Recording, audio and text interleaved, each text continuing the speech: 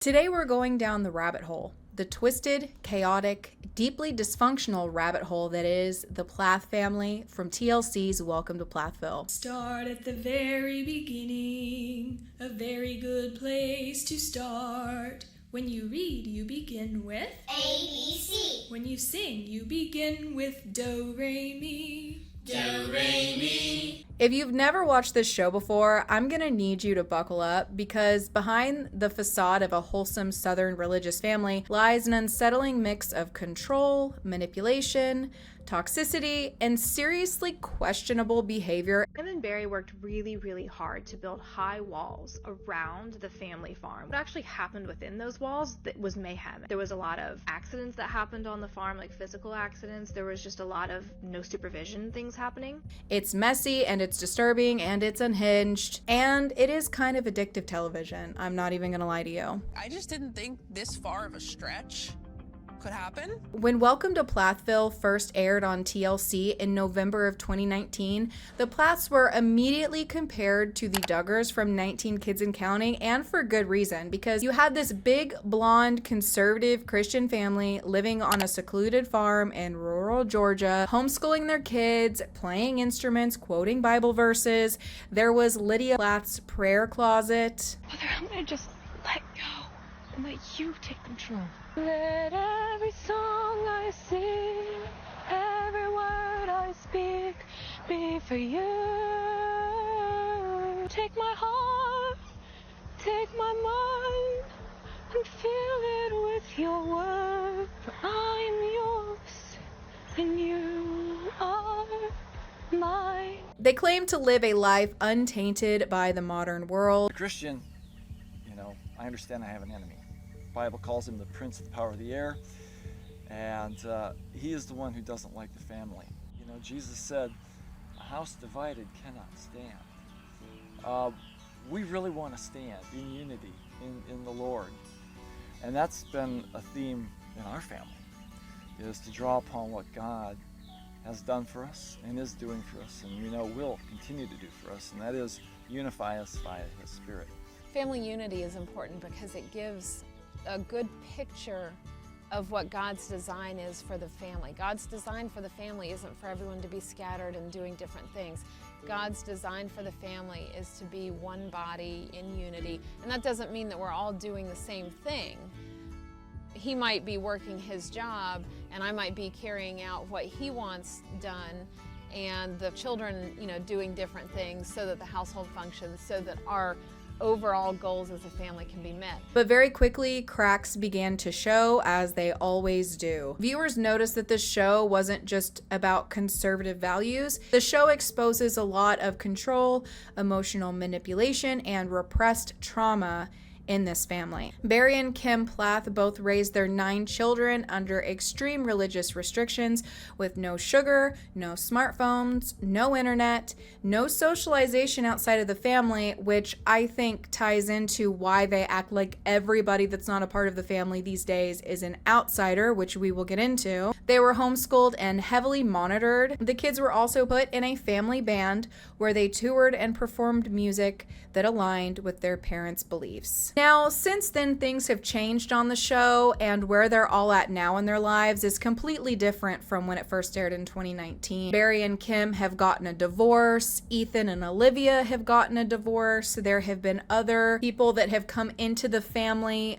through relationships with the children. One thing I want to get into is the pattern that has remained consistent throughout Welcome to Plathville, and it's that the Plaths do not do well with outsiders. Kim and Barry worked really hard to build high walls around the family farm, which they kind of considered their little oasis. It was like, nothing can infiltrate here, nothing can influence our kids here. But what actually happened within those walls was mayhem, and they had no control over that. The kids bullied each other all the time. There was a lot of accidents that happened on the farm, like physical accidents. There was just a lot of no supervision things happening. When I first met their family and they presented as this really happy family, I was like, oh, okay, these people are fun to hang out with. And then as I got closer to them, as I started courting Ethan and spending more time with their family, I started to see all the cracks underneath that facade, and specifically how unhappy Mariah was. She was the black sheep of the family. She was bullied by everyone. She was made fun of. Anything that she liked was silly. And she was constantly compared to her older sister, and I felt really bad for her. And it started out with I'm made fun of because I like makeup and I like different clothes and things like that. And that devolved into, wait a minute, now I'm the bad person because I wish I was educated. Now I'm the bad person because I wish I had more life experience. And I think as the kids got older and started realizing they couldn't go to college, they had no homeschool education, they were left to educate themselves. There were so many things that they couldn't do in life because of how their parents held them back. None of them had any like credit for life. When I met their family, their kids didn't have social security numbers. They got social security numbers for the show. So their kids just felt so ill-prepared for life. And as I started getting out and experiencing life and realizing, wait, we have no idea how to handle this. We don't even know how to make a friend. I think that the discontentment just really, really grew. And I think that those are valid gripes with their parents. If you have a parent that doesn't prepare you for the world that you're supposed to live in. We're going to talk about Ethan, who is the oldest son. See, the whole family is how God has designed it, a man and a woman, children. You need the members of the family to all do their job and their part to make the family function. And then you need all the different families to function together to make a society function. So when he married Olivia, their relationship seemed great at first, and a lot of us, we were kind of hoping that Olivia would help expose them to normalcy and show them that the world is not big and scary and not everybody's out to hurt you. It's okay to expose yourself to different parts of life. Like, everything's not scary and something that you should be hiding out in the woods from. Olivia has introduced me to some TV shows. She watched more TV growing up than I did. We didn't ever watch TV shows. Obviously, we're our own family, and we're going to do things the way we choose to do them. And we allow a lot of different things in our home that his parents wouldn't, and that's just a personal choice. We moved in here, and we had alcohol in the home. That was a big source of tension. We'd want to go out for ice cream, and that would create conflict, because then it would be like, well, you shouldn't be eating sugar. By the time I was 20 years old, I had never had a Coke before. I really had no idea what it would taste like. I took a video of it. I'll remember it forever. Yeah. This is my first Coke.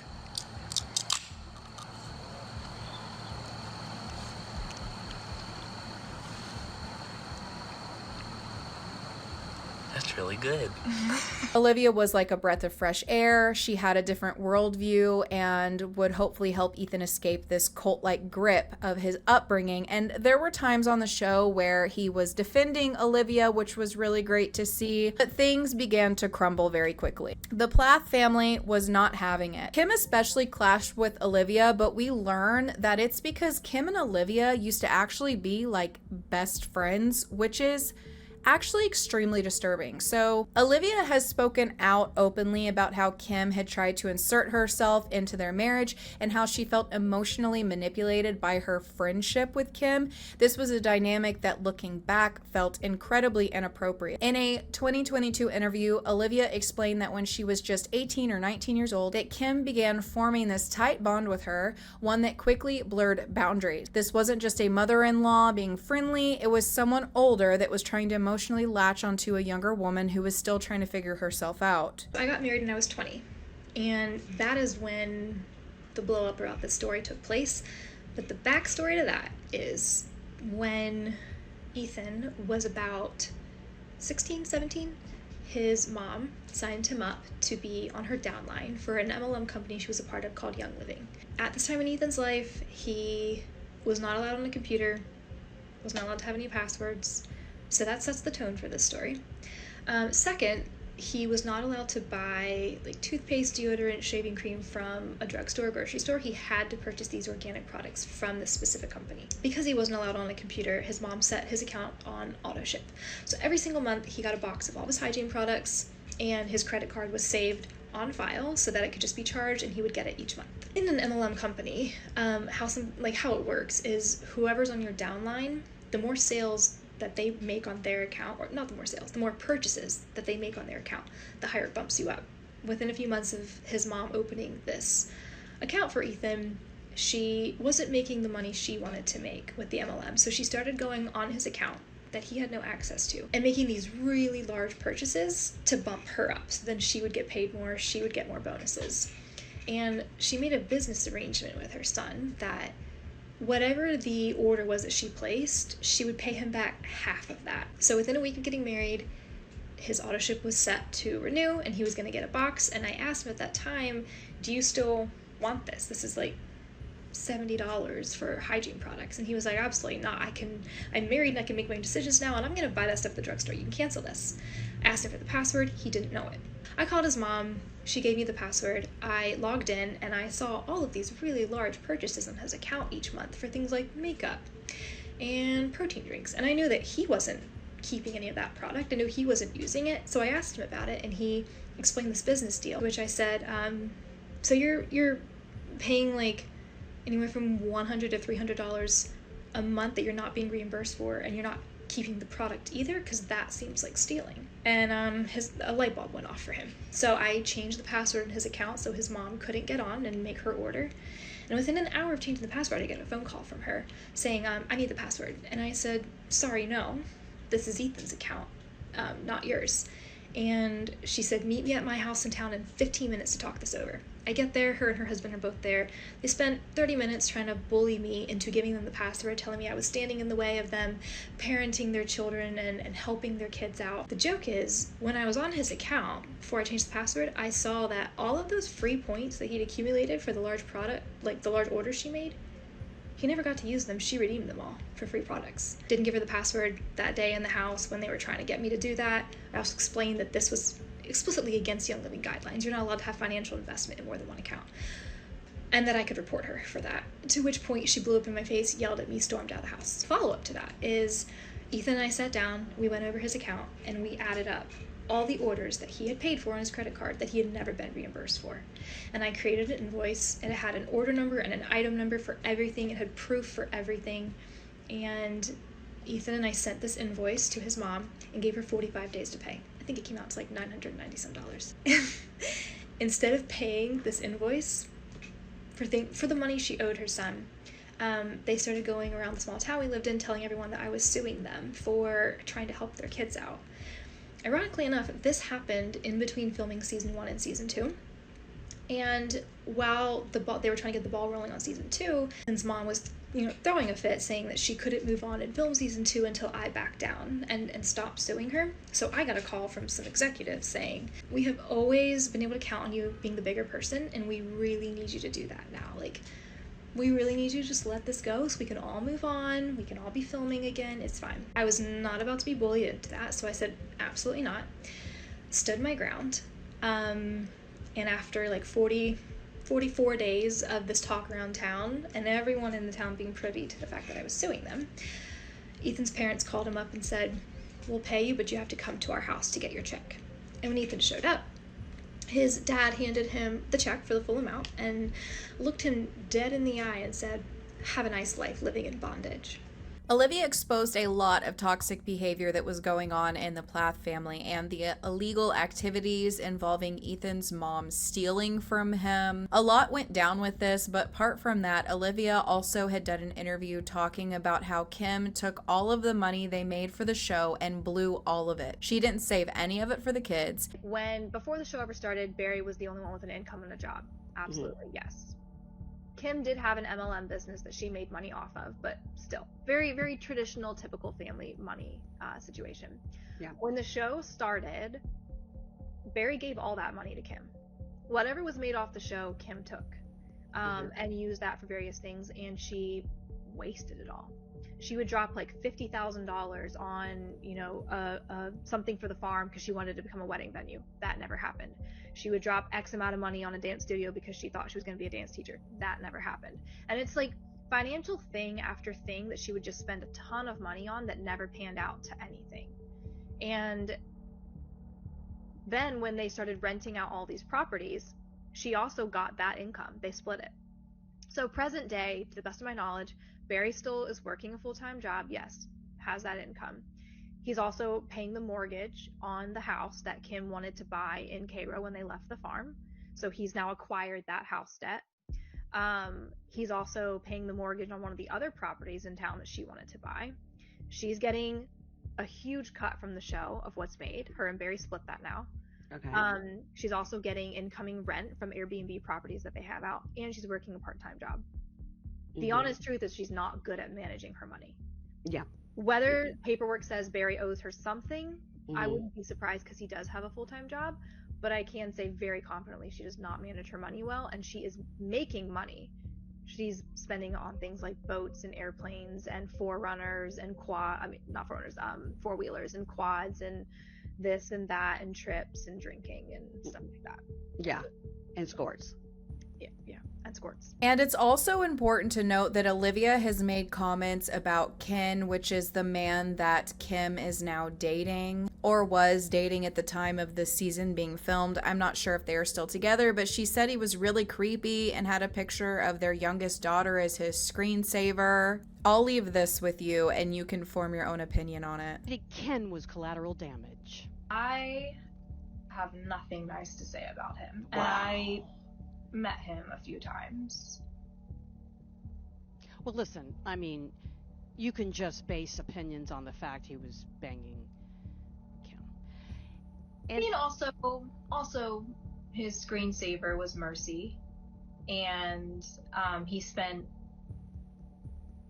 a lot of one-on-one time with the younger girls because Kim would take them to his house and drop them off before she went out to go party down South Florida, and he would keep the girls. The girls told their grandmother they didn't want to stay at his house. And he was recently on Facebook Marketplace selling chains and balls that were used for back in the slave days, and he was selling them as, you can own a piece of history. I have nothing nice to say about that man. Things eventually spiraled and Olivia started setting boundaries. The family, especially Kim and Barry, did not take well to that by any means. And eventually Ethan had to cut off his parents for a time just to maintain his marriage. And it became painfully clear that if you marry a Plath, you are either absorbed by the system or you're going to be rejected by it. When you fast forward to after Ethan and Olivia got a divorce, he started dating a new woman named Tegan. And interestingly, Barry and Kim seem to like Tegan a lot. They're supportive, they're welcoming.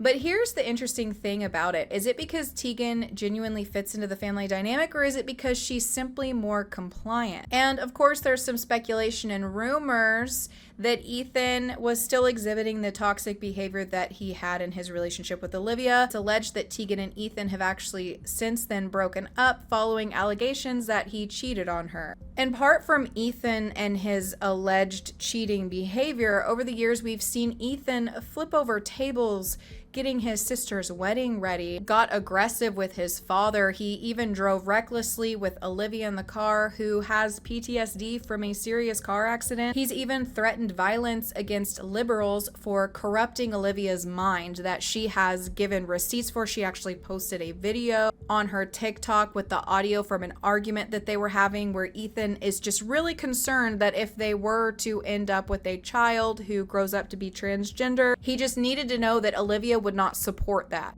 I don't understand why you cannot wrap your mind around the fact that I don't want to have sex with you or have not had sex with you is because that I think where you have come from as far as where we were when and where you are today is so far left, so radical. Like if I had a kid with you, you would think that it could become a male if it was a girl, or if it's a girl, it could become a man. So anyone who's had any influence of me in my life, you would kill them tonight? Okay, who are you saying you would kill? No one. Yeah, you did. No, I didn't. Yes, you did. I made a hypothetical statement because I don't think one person could solely be held accountable. I'm just telling you how I feel about the way You just said if you could hold one person accountable for how I think you would kill them tonight. What kind of a statement is that to make?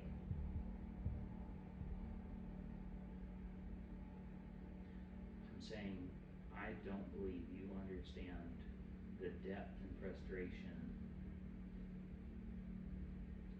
over me finding someone that I loved more than anything else in the world, and that person changing to the point that I don't know how to relate to them now today. Yeah, well, back at you. When we were dating, you did anything for me. When we were dating, I was the most important thing to you. And that changed when we got married. When we were dating, I truly believe you loved me unconditionally. And now that we're married, you don't. If I think different from you, you withhold love. If I don't want the same things as you, you withhold love. You've changed too. Now you're an angry person who says hateful things to me every day. I don't think this is something that's just able to be resolved, fixed, swept under the rug. It's not. So what's the end of it? You can find someone that promises you they won't change. I don't know. But that's not me. So Ethan was raised in a hyper-controlling, isolated, and fundamentalist environment. So he was emotionally stunted and repressed for most of his young life in many ways. That doesn't excuse any of the behavior that we've seen. It's just giving a little bit of a reason for it. Whenever you see him on TV where he is having rage issues, it makes it honestly extremely terrifying that he has threatened to kill people before. And getting into the violence of the Plath kids and their disturbing behavior, there was the incident with Isaac and Micah and Veronica at Lydia's wedding, where all of them, by the way, were throwing these huge hissy fits about because they didn't want Lydia marrying Zach. They also accused him of being gay and outright asking him on camera about it. They were very rude to him and belittling of him. And I understand that when you don't really know somebody that your sister is marrying, that you're gonna be cautious that maybe this isn't the best idea. It's okay to give advice, but the fit throwing and things that were happening and the behavior that was being exhibited was just, I've never seen anything like it, to be honest with you. Like, even when Zach went to propose to Lydia, Ethan caught the ground on fire and turned it black where his proposal was going to happen. And it's just a lot of disrespectful behavior like that, or speeding around in the car during Lydia's wedding, threatening to eject during the ceremony. So there was a lot of pent up tension at the wedding. Veronica was there, who is Micah, one of the Plath children's girlfriends, and Veronica and Micah, they already have a lot of their own personal issues going on in their relationship, where Micah had cheated on her numerous times. So there was a line that was crossed and boundaries that were crossed that put her on edge. Those are things that like are extremely hard to get over, or you never really get over it. It's not easy. So Veronica, yes, has definitely said things that aren't okay on camera, but I don't think that Veronica's behavior has outshadowed the violent behavior and disturbing behavior of the Plaths by any means. But I think that the show and the Plath family is trying to twist it into her being the problem, when maybe she's exhibiting behaviors that she wouldn't normally be exhibiting had she not been in a very toxic environment with a guy that kept cheating on her behind her back, just saying. Anyways, none of the Plath family like Veronica. But Veronica showed up to the wedding. She contractually had to be there with TLC. And so the boys in the Plath family had a lot of pent-up aggression about this. They did not like that she was there. There was an altercation during Lydia's wedding that involved Isaac and Micah, where Isaac had physically assaulted Micah in his face, causing him so much damage to his nose that at the time that it had happened, he was unrecognizable. And whenever the cameras showed up the next day to film, this is something that I found so disturbing to watch, was the entire Plath family had behind the scenes gotten together and decided what we're going to do when the cameras show up and Veronica shows up is we're going to flip the script, and we're not going to talk about the violent rage that occurred at Lydia's wedding. We're going to blame Veronica for all of it, even though she was not there. So they all sit down and they're like, we're not going to talk about the fact that Micah was just in the hospital all night for Isaac's violent behavior towards him. We're going to blame Veronica for the reason why it happened, because the argument that it had resulted from was an argument about her. I think this is extremely toxic and harmful, because it's taking the accountability away from the two men that were getting hands-on with each other. Micah had allegedly tossed Isaac down to the ground, and then he retaliated by getting him in the nose. And Veronica was at home, yet they are sitting down and having a family meeting to talk about how Veronica has caused all of this chaos in their family dynamic. Veronica is speaking out. Hi. So they did it. They broke me. As most of you know, Mike and I broke up months ago after a violent wedding that was filmed on camera. There was underage drinking, illegal activities, abuse, domestic violence. There was a lot going on. There was hospital trips. I left the family at that point. Done. Can't do it. I asked for help several times. I spoke up. Tired of it. Asked the network for help. I wanted to feel safe. It was one of my reserves about not doing the show at the beginning, is I wanted to feel safe and I wanted my privacy. Flash forward to last week. Police call me. I've had 7 police calls this year. They're a regular at both of my houses. I moved, honestly, for my safety because I was getting stalked by somebody. So let's put that into perspective too. I moved. 6 out of 7 police calls in the past year were Plath or Plathville or network related. All to do with Welcome to Plathville. So directly organized with the network. I reached out because the cops were like, hey, this is XYZ to do to protect your safety. Reached out to the network, hey, this is what the cops said. Like, can you please help me do XYZ? None of it was financial, by the way. Like, I'm not asking for money. They haven't paid me for season 7, but I don't expect them to because I'm speaking up. But I don't care. They filmed a lot of abuse they've covered up. I'm really interested to see what they do show because I lived it. I know the reality behind it. I know the abuse. I know the threats, the violence, the just barbaric behavior that was conducted. And then what was shown is completely different. There is a complete lack of ability to take the blame for any of their wrongdoing and anything that they could have done different.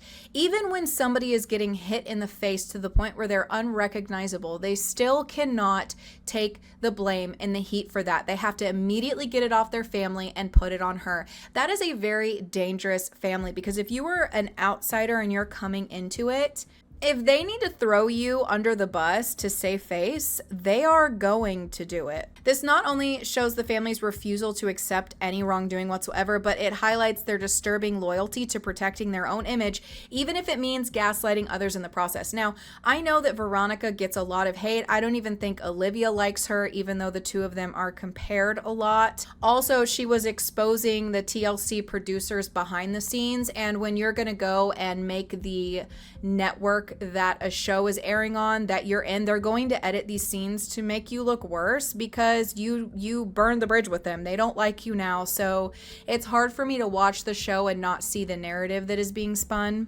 Now, apart from that, I really want to talk about Barry because I think Barry is a weirdo. I'm just going to say it. I mean, the way he stares and his awkward attempts at being relatable after his divorce, something about him just gives me the ick. But the most disturbing moment from this new season was hands down when Barry began making weirdly gleeful comments about Lydia's wedding night.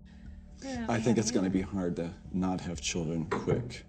I mean, we'll wait. We really want to wait. She's biologically crafted right now. Yeah, well, she was showing a baby. Gotta set it up, in your early 20s or just your 20s. Yeah. It's the prime time, right? Welcome to prime time, She was baby. showing me baby pictures. Hopefully they get in the rhythm. I know. You can, quiz her orally at a future point.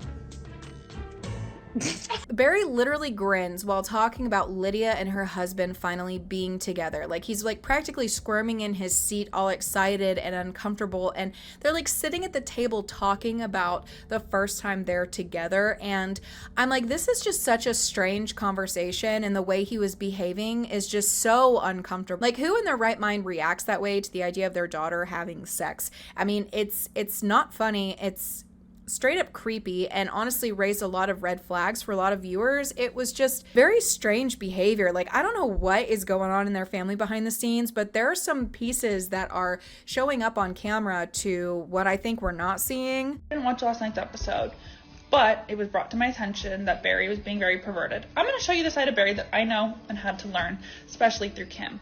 Thanks, Kim. She would allude to 2016. Something happened. She left for months. Lydia and Hosanna took over the mothering role. She had to separate herself from Barry. She alluded that he would go to jail, lose his job, and everything.